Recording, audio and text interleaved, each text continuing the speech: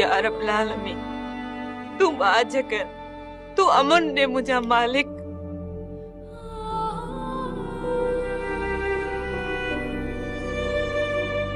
असांजे घर मथा मुसीबतन जा पहाड़ परे कर मुझा मालिक। तू खालिक आही, तू रहमान आही, तू रहीम आही।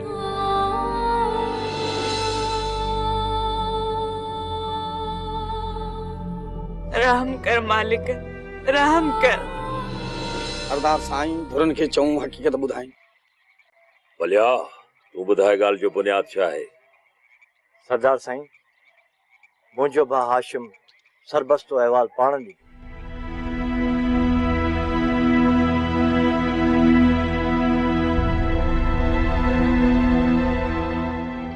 सैयद सोना बेरिया दरिया खान जे पुत्र बहादुर सरदार शाह जमान सां बदतमीजी कई, हथियार सिधा करे उन जी रस्ते रोक कई। मुंहिंजी भाइटी ससवी खे भी बहादुर अगवा शुमारन ते 60 लाख रुपया दंड पवंदो।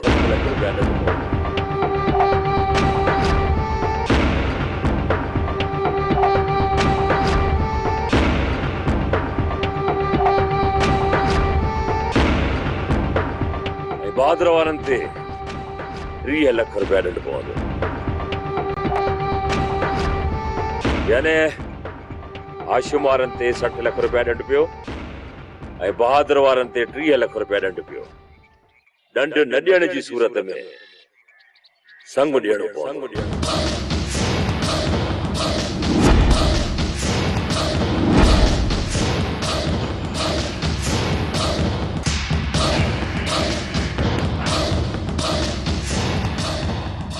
यो आहे साईं अलीमन शाह जो फैसलो।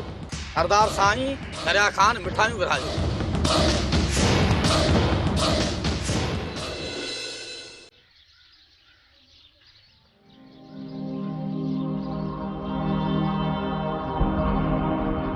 यो फैसलो न पर हमलो थियो असां ते। असां के यो फैसलो कबूल ना है। शाह साहब त मखण मां वार कढी छॾियो। हुन असां पंहिंजे बचाव में कया न, बलांद में न। चाचा न दंड ॾींदासीं न संग ॾींदासीं। ॾिसां त इहो दरिया खान असां कीअं थो दंड वठे। पर तव्हां फैसलो कबूल करे आया आहियो ऐं सरदार साईं भी कबूल कयो आहे। हाणे जे फिरंदव त सरदार साईं भी नाराज़ थी वेंदो ऐं ॾोही भी थी पवंदो। सरदार खे मां पाणे परचाए वठंदुसि। ॻोठ वारा साथ ॾियनि, बाक़ी दरिया खान जा मां धाणा कढी छॾिया।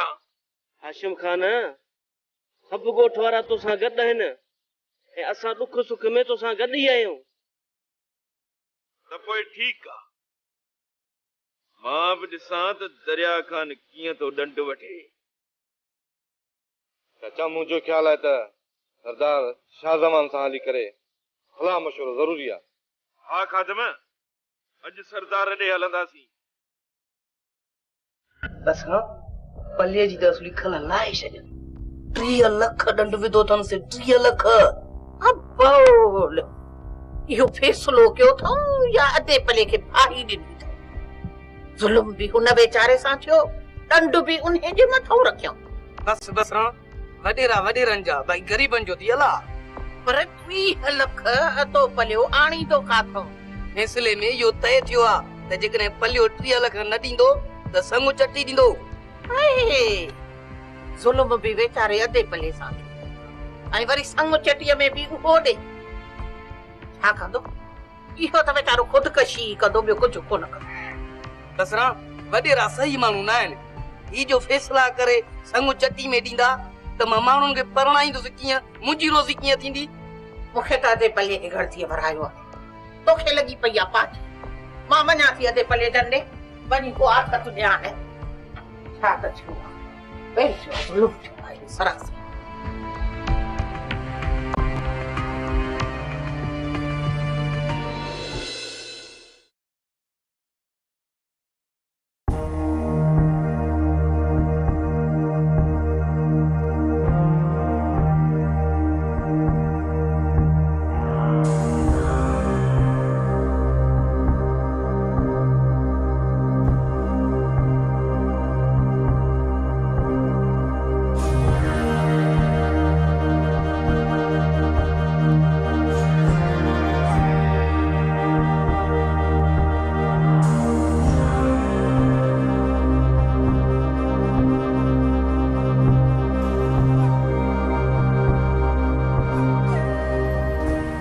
बाबा,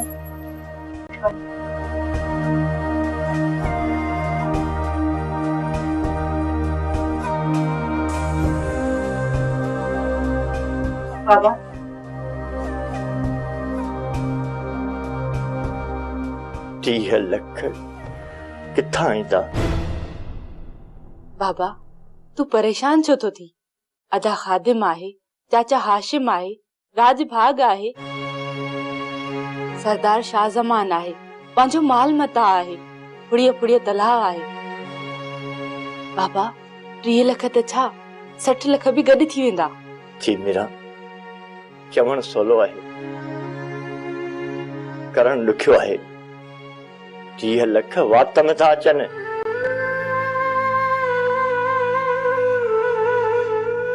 ॾिसजां वेठी मीरा, सब साथ छॾे वेंदा, किरे जो केर बि कोन्हे। बाबा, शुक्र थियो जो जहिड़नि झटनि मां जान छुटी पई। अलो तलो विकणी भी ॾंड भरींदासीं। अमुन हूंदो त बुख ॾुख में भी जिंदगी गुज़री वेंदी। अल्लाह तला विकरण खां पोइ बि 30 लख रुपया गॾु कोन थींदा। बाबा, राज खां मदद घुरंदासीं, उधर सुधर कंदासीं। अल्लाह से कोना को रस्तो जरूर ॾेखारींदो। बस तू परेशान न थी, अल्लाह मां उम्मीद न लाहे। बाबा सरी न करे त करे छा? अल्लाह ताला विकणंदो, कर्ज खणंदो, राज पिनंदो, पोइ खाईंदो छा? नांग त कोन आहियूं जो मिट्टी खाईंदासीं। त पोइ छा कयूं? फैसले में ॾंड लॻो आहे, हणो त आहे न। धीअरनि जो भला अचार विझंदे छा? उठ जॾहिं 3 धीअरियूं विहारे वेठो हुई। हिकड़ी जो संग पलांद में ॾेई छॾ, खून बहाए वस।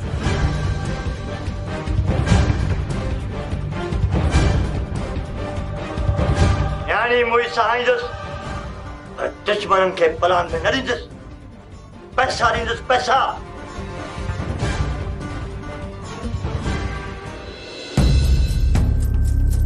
बाबा साईं, पैसनि जी असांखे परवाह न आहे, बाक़ी हाशिम वारनि लाइ 30 लख रुपया ॾंड ॾियणु नामुमकिन आहे। तुंहिंजी छा मर्ज़ी आहे त 30 लख छॾे ॾियो? हा बाबा साईं, 30 लख उन्हनि खे बख़्श करे उन्हनि खां ससुईअ जो संग वठो।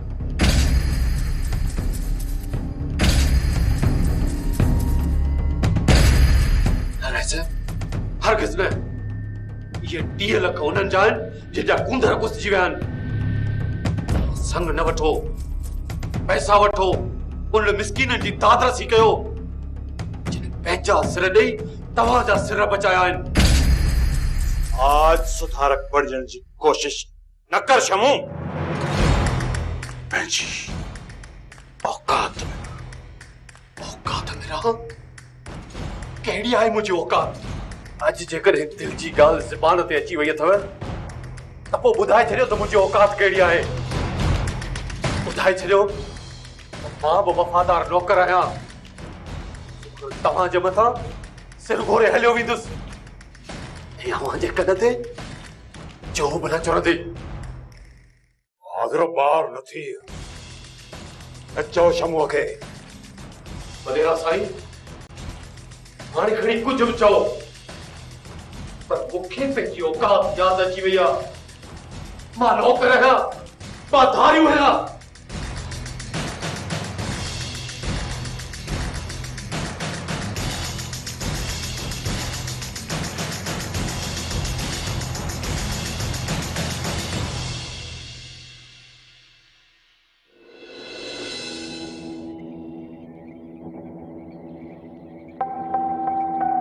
सरदार साईं, 30 लख रुपया वॾी रक़म आहे। असां मिस्किन माण्हू 30 लख त छा, पर 30,000 बि ॾेई न सघंदासीं। पर माल मता ॿियो सामान विकिणंदासीं त बि 30 लख न थी सघंदा। इहा परेशानी असांखे ज़रूर आहे। मां सम्झां थो भलिया, पर छा कजे? फैसलो तव्हां पाण मञी आया आहियो। सरदार साईं, फैसले तां फिरण में देरी घणी लॻंदी। न हाशिम, न, इहो असांजो वड़ न आहे। फैसले तां कायर फिरंदा आहिनि, कायर। मुड़ुस माण्हू वाइदे जा पक्का ऐं कोल जा सच्चा हूंदा आहिनि। सही था फरमायो, पर 30 लख ॾियण लाइ पाड़ो पिनंदासीं छा? हाँ सरदार साईं, तव्हां नाराज़ न थियो। बाक़ी ने दरिया खान सां असां पुॼण लाइक़ आहियूं। सुबुह जो दरिया खान वारा दॾे जी माफ़ी वठण ईंदा, ऐं मां ॾंड जी रक़म उनखां कुझु घटि कराईंदुसि। असां बि तुंहिंजी मदद कंदासीं। हेॾो सारो राज आहे, फुड़ी फुड़ी तलाउ थी वेंदो। तव्हां मन मांदो छो था कयो? गरम न थियो, घर वञो, थधो पाणी पियो, सोचो। फैसले जो इनकार तव्हां लाइ सुठो न आहे।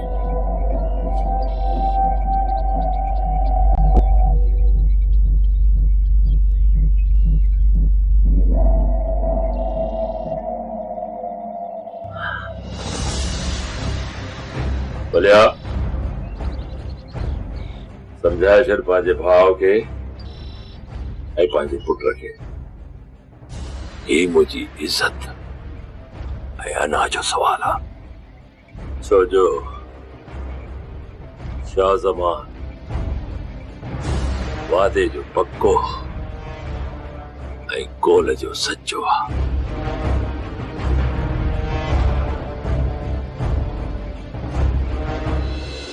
लोटो मुखे आने दे, मोजो मुखे आने दे, डोलर डोलर वञा सारो सदको कया मुझे। साहो सदको कई तूं त फिलड़ो करे अची वेठो आहीं। कहिड़ो ताक सड़ी वियो अथई? शमू, छा थियो आहे? जारी कर दी। हाणे असां शहर हलंदासीं। असां हिकु पल बि हिते न रहंदासीं। अला साहो सदको कई। शहर में मेलो लॻो आहे छा? या तुंहिंजे लाइ उते अंब पोखिया अथनि छा? तूं चुप कर। सभु कसर तोबा कढंदुसि। आखिर थियो छा आहे? तूं कुझु त ॿुधाए न। आखिर तुंहिंजो पारो एतिरो चढ़ियो छा लाइ आहे?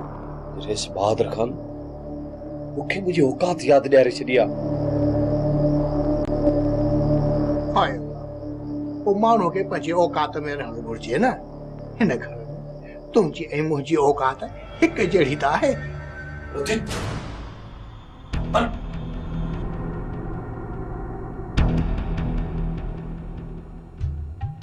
हिमथो संगी तबाए जेको न रंडन में न आयरन में। शमू, शहर हलंदासीं, जरूर हलंदासीं, पर खाली हथी न। जेको मकसद खणी आया आहियूं उहो हासिल करे उन खां पोइ शहर हलंदासीं। मुड़ुस कनि त मुड़ुस जी मोहबत खां महरूम थियसि, पर हाणे मिल्कियत खां त महरूम थियण नथी चाहियां। अदी हाणे मूंखां हिन रेसन जो रवैयो बर्दाश्त नथो थिए। ॾिस शमू, मूंखे बर्दाश्त करणो पवंदो। वॾनि वॾनि मक़सदनि खे हासिल करण लाइ ये नंढियूं नंढियूं ॻाल्हियूं बर्दाश्त त करणी पवंदियूं न। असां सदको कयूं मुंहिंजे शम न गुॾा। रेस नाको कयो आहे तो लाइ। वञनि था हाशिम जे ॻोठ तॾहिं जी माफ़ीअ लाइ। ॾिस शमू, रेस जो सालो न थियो, नौकर थी वञ।